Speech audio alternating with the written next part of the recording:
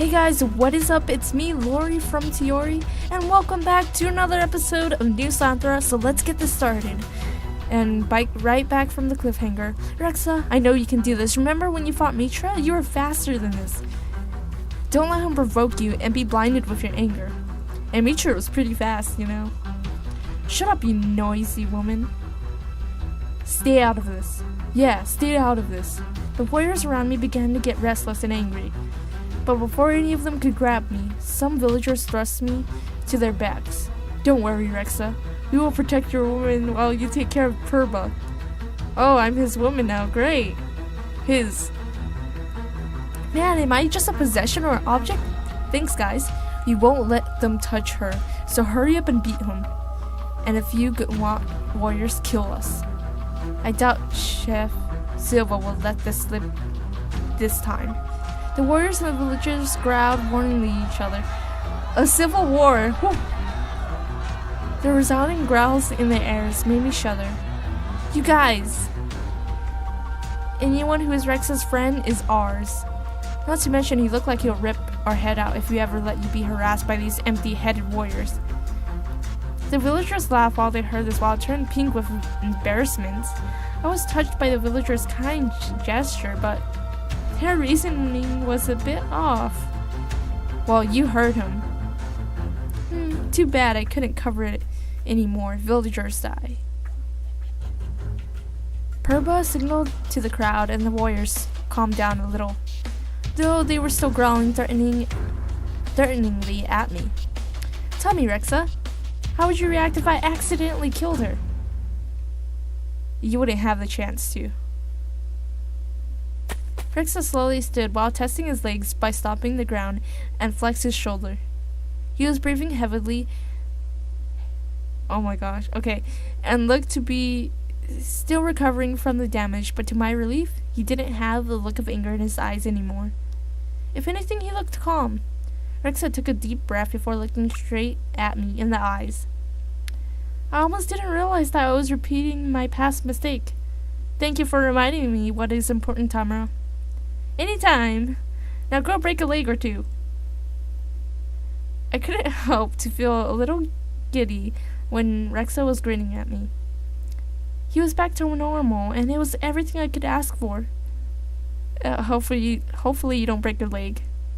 Just saying, Rexa. Finished with your last words, my prince? I think it's time to end this. I've had enough of you, who stood in my way for far too long. You, who was given everything by your father, disgust me.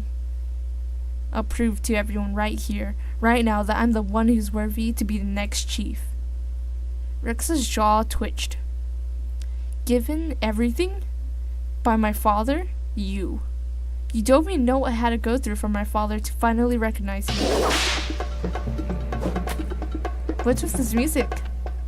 Rexa leaped forward like a bullet, much faster than before. Purba looked surprised and held his whip in defense, but... Yeah, Rexa!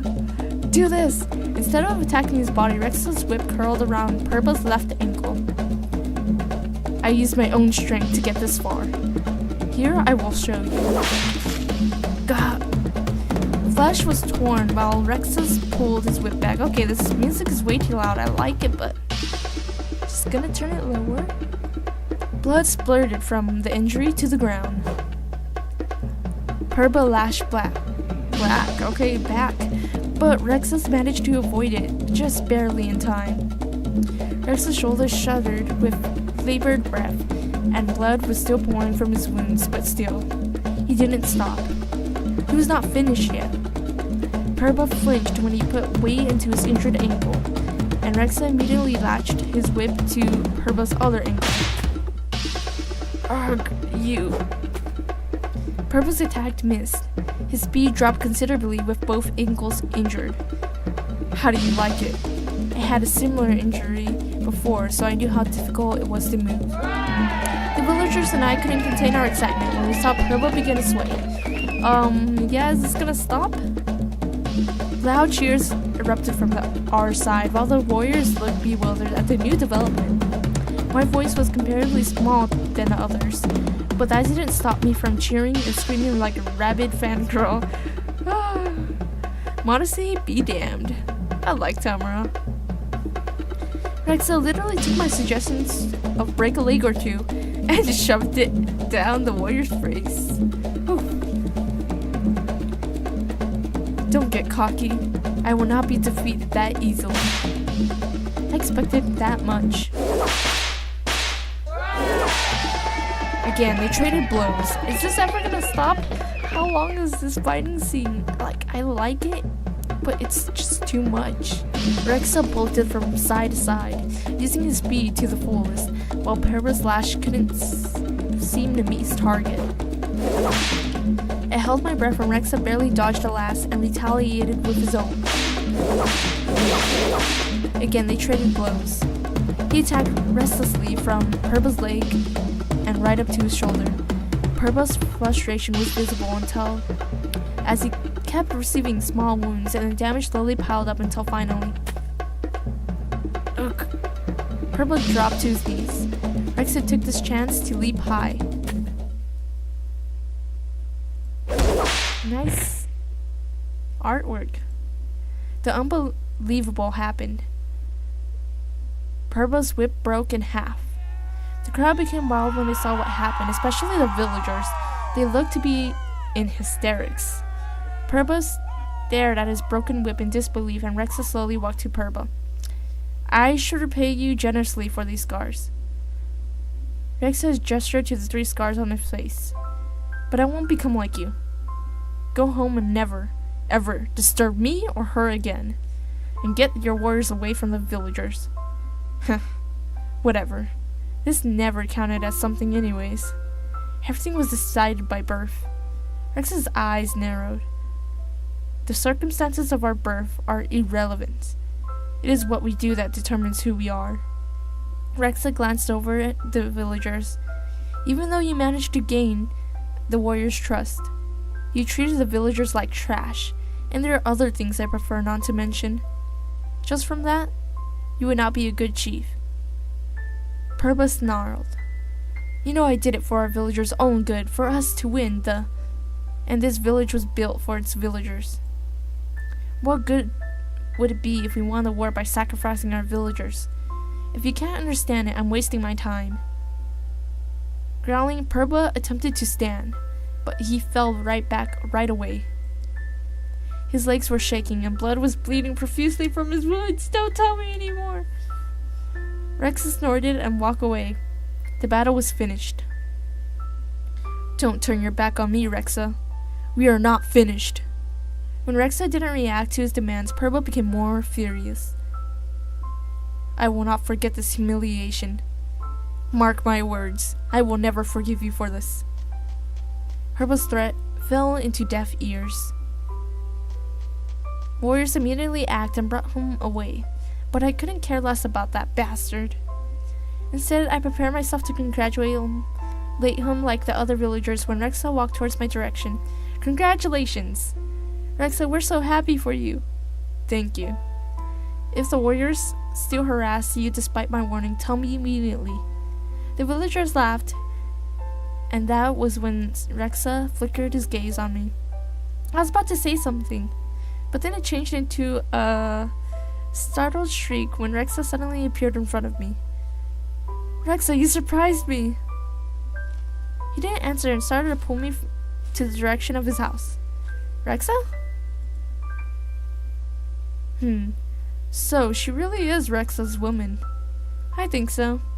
Did you see how his eyes dilated when he saw her? Psh, I don't even remember the last time he looked at a female here. Good one, guys. They broke into a good-humored laugh. Aw, this war needs to end. Or, they had a truce, but it was broken. Piece of Rama, I think. When we arrived in his room, Rexa immediately dropped into the wooden floor. His shoulders sagged and his breath labored. That was when I finally understood. He didn't want to show the villagers his weakness. I quickly acted it without saying. I searched through his cupboard for any supplies he had. When I found what I wanted, I immediately went to work on cleaning his wounds with practiced hands. Ah, this will sting. You're getting good. All thanks to you. I prodded his wounds for a bit. Or a while, making sure that I didn't miss any dirt or anything that may cause an infection. When I was finally satisfied, I applied some herb blend that he had in his cupboard and securely bandaged him. Alright, you lost quite a lot of blood, but it was mostly shallow wounds. They should be closed in a few days. We'll stay here until tomorrow and leave at dawn. I frowned. Can't we wait at least 2 days or 3 days? Your wounds should be closed by then. Nope, I need to get you back to your village. Huh? Why? I thought you were about to bring me here the last time we argued. That was before I found out about Purba had gotten his hands on the warriors. I don't know how he did it, but Purba is messing the warriors. They used to be more civil, but as you just witnessed, they became more violent and seem to be only listening to Purba's orders. He controls them, and it's no longer safe here. I had my hands full with protecting the villagers. My gaze dropped in my obvious disappointment, but I quickly covered up with a smile. No matter how much I wanted to be by Rex's side, I much preferred not being a burden after all.